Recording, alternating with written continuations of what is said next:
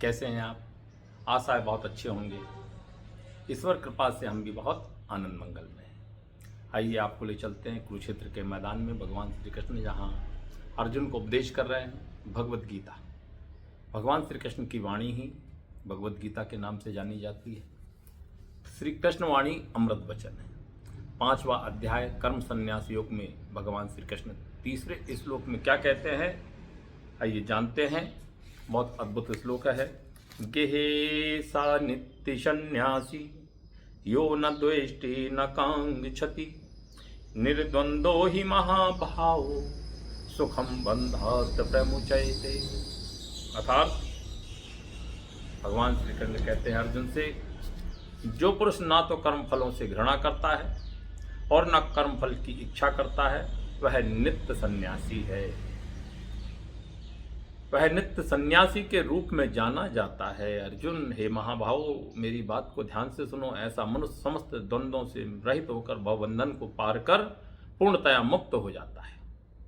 अर्थात इस श्लोक का गुण रहस्य क्या है, आइए जानते हैं कि पूर्णतया कृष्ण भावना भावित पुरुष नित्य सन्यासी है। अर्थात सदैव ऐसा ज्ञात रहे उसे भगवान श्री कृष्ण मेरे हृदय में विराजमान है। वह जो भी कर्म करे भगवान श्री कृष्ण की प्रसन्नता के लिए करे। ऐसा व्यक्ति नित्य सन्यासी है और ऐसा व्यक्ति कर्म करते हुए भवबंधन से पार हो जाता है। अर्थात वह अपने कर्म फल से ना तो घृणा करता है और ना ही उसकी आकांक्षा करता है। ऐसा सन्यासी भगवान की दिव्य प्रेम भक्ति के परायण होकर के पूर्ण ज्ञानी हो जाता है, क्योंकि वह कृष्ण के साथ अपनी स्वाभाविक स्थिति को जानता है और भलीभांति जानता रहता है कि कृष्ण पूर्ण है और वह स्वयं अंश मात्र है। हम केवल और केवल बहुत निमि के समान अंश मात्र है भगवान श्री कृष्ण के। जो व्यक्ति ऐसा मानता है तो ऐसा ज्ञान ही पूर्ण ज्ञान है, क्योंकि यह गुणात्मक तथा सकारात्मक रूप से सही है।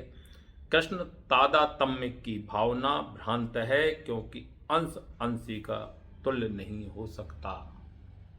अर्थात यह ज्ञान की एकता गुणों की है, ना कि गुणों की मात्रा की। सही दिव्य ज्ञान है जिससे मनुष्य अपने आप में पूर्ण बनता है, जिसे ना तो किसी वस्तु की आकांक्षा रहती है, ना वह किसी के लिए शोक करता है, ना किसी वस्तु के लिए वह हर्ष करता है। उसके मन में किसी भी प्रकार का छल कपट नहीं रहता है।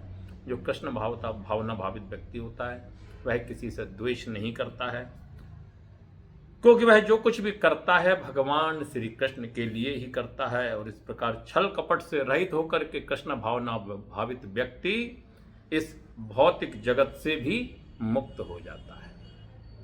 तो आइए चलते हैं अब अगले श्लोक में भगवान श्री कृष्ण क्या कहते हैं अर्जुन से।